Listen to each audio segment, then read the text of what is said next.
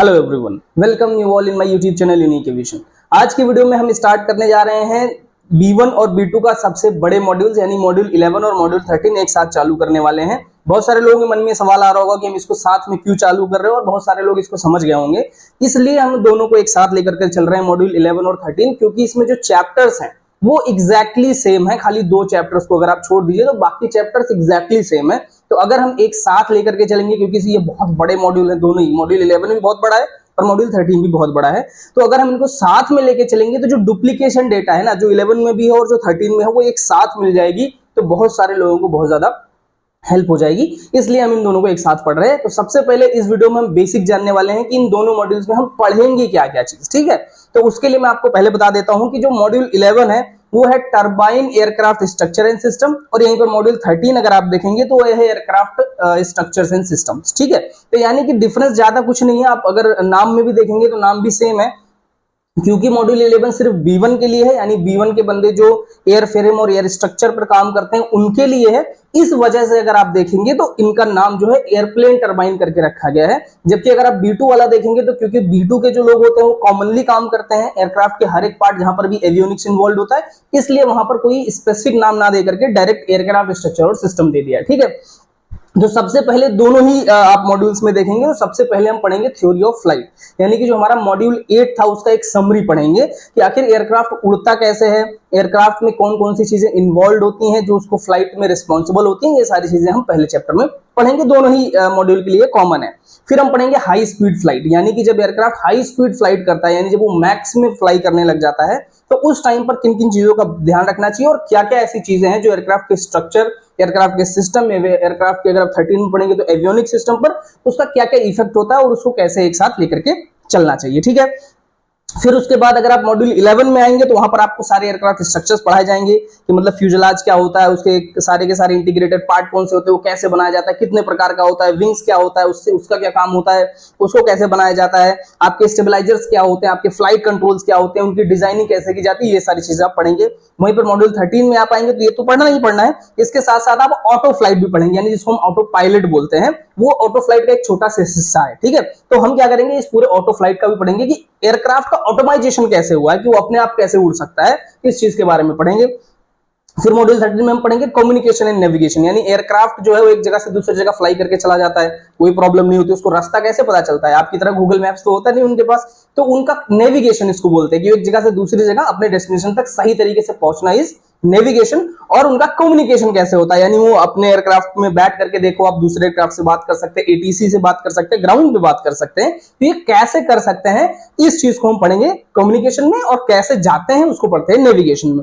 फिर दोनों में कॉमन एयरक्राफ्ट का एयर कंडीशनिंग एंड प्रेशराइजेशन, जो कि बहुत ज्यादा जरूरी है, क्योंकि हम जानते हैं जैसे जैसे हम ऊपर जाते हैं हमारे एयरक्राफ्ट के अंदर क्या होता है, प्रेशर की कमी आती है। पहले तो आपने पढ़ा भी होगा, मॉड्यूल 8 में भी मैंने पढ़ा है, जैसे जैसे आप ऊपर जाते हैं हाइट में क्या होता है, प्रेशर भी कम होता है, और प्रेशर कम होने की वजह से क्या होता है, ऑक्सीजन भी कम हो जाता है, तो हमें प्रेशराइजेशन की जरूरत होती है। साथ साथ क्योंकि हम ऊपर जा रहे हैं, टेम्परेचर भी बहुत ज्यादा अप डाउन होता है, बहुत ज्यादा डाउन हो जाता है, अप नहीं होता, सॉरी, उसकी वजह से हमें क्या चाहिए, एयर कंडीशनिंग चाहिए जो आपके टेम्परेचर को रेगुलेट करके रखे।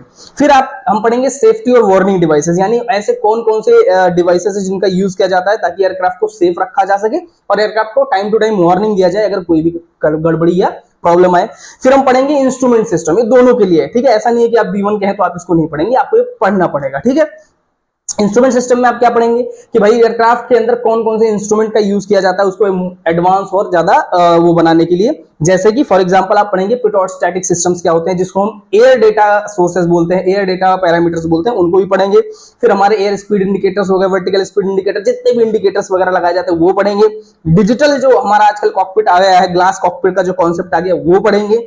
पीएफडी क्या होता है, एनडी क्या होता है, primary flight display, navigation display, multi functional display, MFD आपने सुना होगा, ये सारी चीजों के बारे में देखेंगे। फिर हम आएंगे इलेक्ट्रिकल पावर के बारे में, यानी कि हम ये देखेंगे कि एयरक्राफ्ट को इलेक्ट्रिसिटी कैसे मिलती है, ठीक है, इलेक्ट्रिसिटी जनरेट का सोर्स क्या होता है, अगर कोई प्रॉब्लम हो जाए तो अल्टरनेट सोर्स क्या है, ये सारी चीजें जो है हम पढ़ेंगे इलेक्ट्रिकल पावर में। फिर हम पढ़ेंगे इक्विपमेंट एंड फर्निशिंग, यानी क्योंकि एयरक्राफ्ट ऐसा थोड़ी है कि एयरक्राफ्ट किस लिए बनाया जाता है, पैसेंजर्स के लिए। पैसेंजर्स कहां बैठेंगे, केबिन में, उनको बैठने के लिए सीट्स चाहिए, उनको बाकी और भी सुविधाएं चाहिए होती हैं, उन चीजों के बारे में हम पढ़ेंगे इक्विपमेंट एंड फर्निशिंग में, ठीक है। फिर हम पढ़ेंगे फायर प्रोटेक्शन, क्योंकि एयरक्राफ्ट में फ्यूल यूज होता है, आप सब लोग जानते हैं। वो क्या होता है, पूरी वो ज्वलनशील होता है, यानी इनफ्लेमेबल होता है। साथ में ऐसी बहुत सारी चीजें होती हैं जिनमें आग लगने का खतरा रहता है। तो हम फायर प्रोटेक्शन पढ़ेंगे कि एयरक्राफ्ट के अंदर फायर यानी आग से बचने का क्या क्या तरीका दिया गया है और उसके लिए किन किन सिस्टम्स का यूज करते हैं। फिर हम पढ़ेंगे फ्लाइट कंट्रोल्स के बारे में डीपली, ठीक है, किस फ्लाइट कंट्रोल का क्या काम होता है, हाई स्पीड में उसका क्या काम होता है, लो स्पीड में उसका क्या काम होता है, उसका पर्पज क्या होता है लगाने का, अगर वो फेल हो जाए तो क्या होता है। ये सारी चीजें जो है हम फ्लाइट कंट्रोल में पढ़ने वाले हैं। प्राइमरी फ्लाइट कंट्रोल्स क्या होते हैं, सेकेंडरी फ्लाइट कंट्रोल्स क्या होते हैं, हाई लिफ्ट डिवाइसेस क्या होते हैं, ये सारी चीजें जो हम इसमें पढ़ेंगे। फिर हम फ्यूल सिस्टम पढ़ेंगे, क्योंकि one of the most important chapter होने वाला है फ्यूल सिस्टम। सबसे ज्यादा इंपॉर्टेंट नहीं कहूंगा, लेकिन one of the most important, इसलिए क्योंकि अगर एयरक्राफ्ट फ्लाई करेगा तो उसको क्या चाहिए, फ्यूल चाहिए, उनके इंजन को फ्यूल चाहिए ताकि उसको पावर दे सके, ठीक है। और फ्यूल सिस्टम, फ्यूल कैसे होता है, कौन सा फ्यूल डाला जाता है, वो फ्यूल कैसे इंजन तक पहुंचता है, उसके लिए क्या क्या चीजें जरूरी होती है, वो सारी चीजें जो है हम इसमें फ्यूल सिस्टम में पढ़ेंगे। फिर मोस्ट इंपॉर्टेंट चैप्टर पढ़ेंगे हाइड्रोलिक पावर, दोनों के लिए। ऐसा मत सोचेगा मैं सिर्फ एक कैटेगरी के लिए बोल रहा हूं। हाइड्रोलिक पावर क्या है, एक जगह से दूसरी जगह एयरक्राफ्ट में पावर पहुंचाने के लिए हम हाइड्रोलिक सिस्टम्स का यूज करते हैं। हाइड्रोलिक सिस्टम क्या होता है, उसमें कैसे यूज किया जाता है, कौन कौन से डिवाइसेस का यूज किया जाता है, ये सारी चीजें जो हम हाइड्रोलिक पावर में पढ़ने वाले हैं। फिर हम पढ़ेंगे आइस एंड रेन प्रोटेक्शन। हाँ, ये देखो बहुत जरूरी है। क्यों? क्योंकि जैसे जैसे एयरक्राफ्ट ऊपर जाता है, हमने क्या बताया, टेम्परेचर बहुत ज्यादा डाउन हो जाता है और लगभग 40,000 फीट आते आते टेम्परेचर -50 डिग्री सेल्सियस तक पहुंच जाता है, ठीक है। तो इतने लो टेम्परेचर में क्या होता है, एयरक्राफ्ट पर आइसिंग होने का खतरा रहता है कि एयरक्राफ्ट अगर इतने लो टेम्परेचर पे चलेगा तो एयरक्राफ्ट के जो सरफेसेस होंगे, एयरक्राफ्ट के जो स्ट्रक्चर्स होंगे, उस पे क्या होंगे, बर्फ जम जाएंगे, ठीक है, स्नो हो जाएगा। तो इन चीजों से बचने के लिए भी हमारे एयरक्राफ्ट में सिस्टम्स लगाए जाते हैं, बहुत जगह पे हीट किए जाते हैं। एंटी आइसिंग सुना होगा आपने, डी आइसिंग, ये सारी चीजें जो हम यहाँ पर पढ़ने वाले हैं। और रेन प्रोटेक्शन का मतलब, जब एयरक्राफ्ट लैंड करने के लिए आता है और मान लीजिए रनवे पर बारिश हो रही है, तो एयरक्राफ्ट को ऐसा हो सकता है ना कि उसकी विजिबिलिटी लो हो जाए, तो उसके लिए भी हम कुछ सिस्टम्स का यूज करते हैं, जैसे कि हम रेन रिपेलेंट्स का यूज करते हैं, वाइपर्स का यूज करते हैं। ये सारी चीजें हम पढ़ेंगे रेन प्रोटेक्शन में, ठीक है। फिर हम पढ़ेंगे लैंडिंग गियर्स के बारे में, ये भी one of the most important chapter. क्यों? क्योंकि एयरक्राफ्ट जब जमीन पर होगा तो उसके सारे वेट को कौन सपोर्ट करता है, उसके लैंडिंग गियर सपोर्ट करते हैं, राइट। तो उसके लैंडिंग गियर का जो है बहुत बड़ा रोल होता है जब एयरक्राफ्ट जमीन पर आकर के रुकता है या फिर जमीन पर टच डाउन करता है, या टेक ऑफ से पहले और लैंडिंग के बाद। ये सारा का सारा जिम्मेदारी किसके ऊपर है, लैंडिंग गियर के ऊपर है। तो one of the most important कि लैंडिंग गियर क्या होता है, कितने टाइप्स का होता है, आज तक कैसे यूज होता है, इसका क्या इंपॉर्टेंस हो सकता है, ये सारी चीजें हम पढ़ेंगे लैंडिंग गियर्स में। फिर हम पढ़ेंगे लाइट्स के बारे में, एयरक्राफ्ट के अंदर, एयरक्राफ्ट के बाहर कितने टाइप्स की लाइट होती है, कहां कहां पे लाइट होती है, हर एक लाइट का क्या पर्पज होता है, ये सारी चीजें हम पढ़ेंगे लाइट्स चैप्टर में, ठीक है। फिर हम पढ़ेंगे ऑक्सीजन सिस्टम, क्योंकि एयरक्राफ्ट में आपने देखा होगा कि हम ऑब्वियसली जितने आदमी क्या लेते हैं, ऑक्सीजन लेते हैं, ह्यूमन बीइंग से तो ऑक्सीजन लेते हैं। तो ऑक्सीजन दो प्रकार से दिया जाता है। पहला, तो जब हम प्रेशराइजेशन पढ़ेंगे तब हम आपको बताएंगे कि वहां पर हम ऑक्सीजन मेंटेन करते हैं। दूसरा, अगर एयरक्राफ्ट का प्रेशराइजेशन सिस्टम खराब हो जाए तो इमरजेंसी में हमें ऑक्सीजन की जरूरत होती है, वो ऑक्सीजन कहां से मिलता है एयरक्राफ्ट को, ये भी हम पढ़ेंगे इसमें ऑक्सीजन चैप्टर में। फिर हम पढ़ेंगे न्यूमेटिक सिस्टम। न्यूमेटिक सिस्टम का क्या मतलब है, जैसे बहुत टाइम पहले, अभी तो इतना ज्यादा यूज नहीं होता, लेकिन अभी भी यूज होता है, ऐसा नहीं एकदम बंद हो गया। तो न्यूमेटिक सिस्टम से भी हम पावर ट्रांसमिट करते थे, न्यूमेटिक सिस्टम से भी बहुत सारी चीजें चलती थी, जैसे जो पुराने इंडिकेटर्स वगैरह होते थे वो न्यूमेटिक सिस्टम का यूज करते थे, अभी भी बहुत सारे यूज करते हैं, ठीक है। तो उसके बारे में हम पढ़ेंगे यहाँ पे न्यूमेटिक सिस्टम में। फिर हम पढ़ेंगे वाटर एंड वेस्ट के बारे में, ठीक है, क्योंकि ये क्या है, ह्यूमन की एक ऑब्वियस नीड है कि उसको पानी चाहिए, ठीक है, और इंसान के अंदर वेस्ट होता है उसको भी निकालना होता है। तो उन चीजों के बारे में एयरक्राफ्ट, क्योंकि एयरक्राफ्ट तो हवा में होता है, जमीन पे तो होता नहीं, तो उसके लिए भी एयरक्राफ्ट में जो है दिए गए हैं सिस्टम्स दिए गए हैं, उनके बारे में हम पढ़ेंगे वाटर एंड वेस्ट में। फिर हम पढ़ेंगे ऑनबोर्ड मेंटेनेंस सिस्टम, यानी कुछ ऐसे सिस्टम्स है जिनको हम ऑनबोर्ड यानी जहाज के ऊपर ही मेंटेनेंस कर सकते हैं, वो कौन सा सिस्टम है उसको हम पढ़ेंगे ऑनबोर्ड मेंटेनेंस में।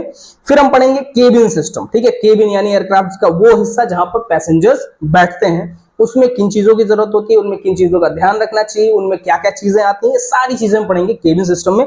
और एट लास्ट हम पढ़ेंगे इंफॉर्मेशन सिस्टम, यानी एयरक्राफ्ट के अंदर जितना भी डेटा होता है, एयरक्राफ्ट के अंदर जितना भी आपका सोर्सेज होता है इंफॉर्मेशन का, वो कैसे एक दूसरे से इंटरेक्ट करता है, उसका क्या इंपॉर्टेंस है, ये सारी चीजें हम पढ़ेंगे इंफॉर्मेशन सिस्टम में। तो इतनी चीजें हैं जो हम मॉड्यूल 11 और मॉड्यूल 13 में कॉमनली पढ़ने वाले हैं, ठीक है।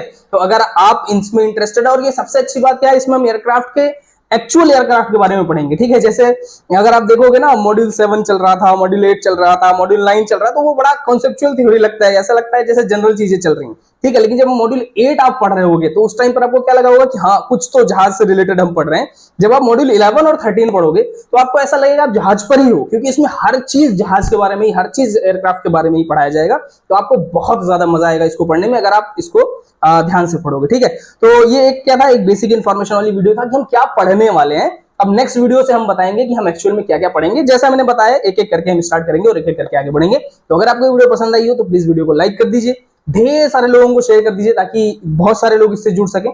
और अगर आप पहली बार आए हैं चैनल पर तो चैनल को सब्सक्राइब भी जरूर कर लीजिए। Thank you.